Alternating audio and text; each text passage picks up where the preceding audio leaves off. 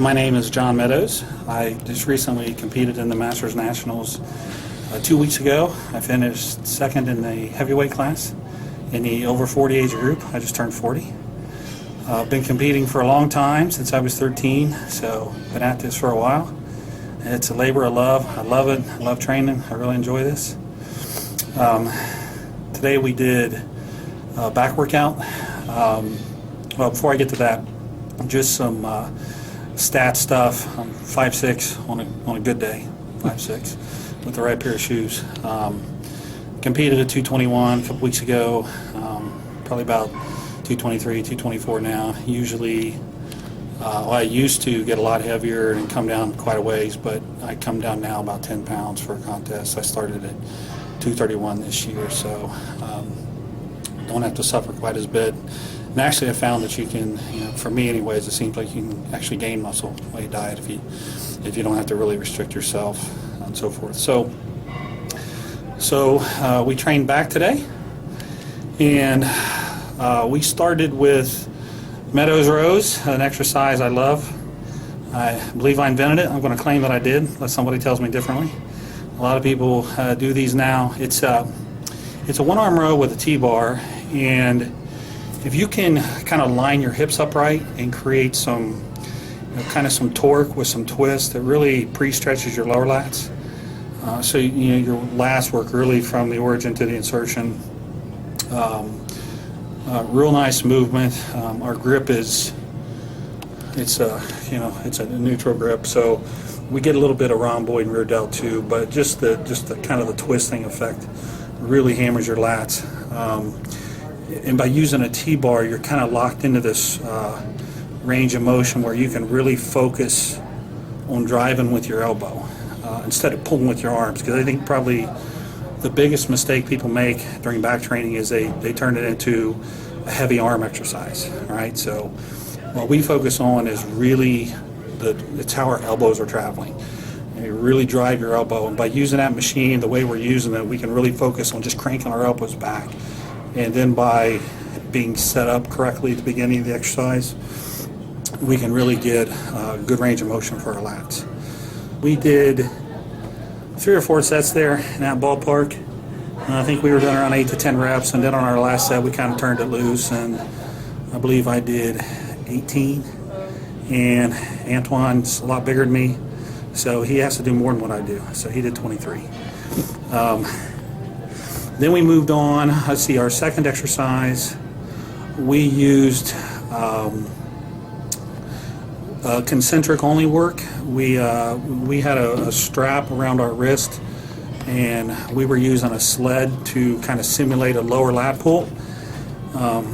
What we were trying to do, we probably could have done a better job of it, was lean forward, really get a good stretch, and then kind of sit up into it, keep our elbows in, and really take your elbow and jam it back so your lower lat contracts real hard.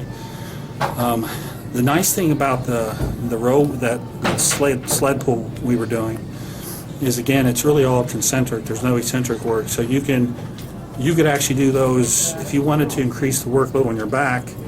You could do those 3 or 4 times a week if you want. You're really not, kind of tearing down your muscle, so to speak. It felt great. It was a great movement.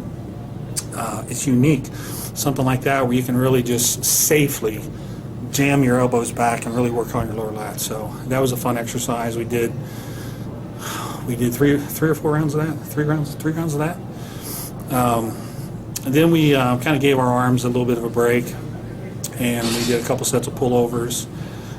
We do pullovers a little differently. We don't lay across the bench, we lay on a bench. The first set, you'll notice I had my head off the bench. That was intentional. We're working kind of the bottom half of the movement. Really, we're upper lats, teres, especially serratus. We're getting a good stretch, but we're only coming to the top of our forehead. Once you start going beyond that, you start traveling over your chest, you kind of lose tension on your lats. So we were trying to keep constant tension right on our lats and our serratus. That's why you saw that kind of that shortened range of motion with our head hanging off, and by head kind of hanging your head off a little bit, you'll notice when you try those you can get a little bit better stretch. It's not an exercise where you want to force the stretch. You'll hurt yourself if you do. Each set, just kind of gradually, as it feels better, as you loosen up, work the stretch that way. Don't force it. Don't make yourself go down real far. It's a good way to hurt your shoulders. So we only did a couple sets of those today.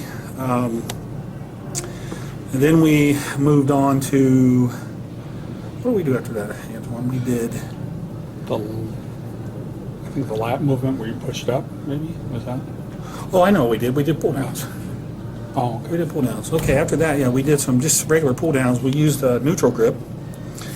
And again, we were trying to take our elbows and really jam our elbows down and flex our back.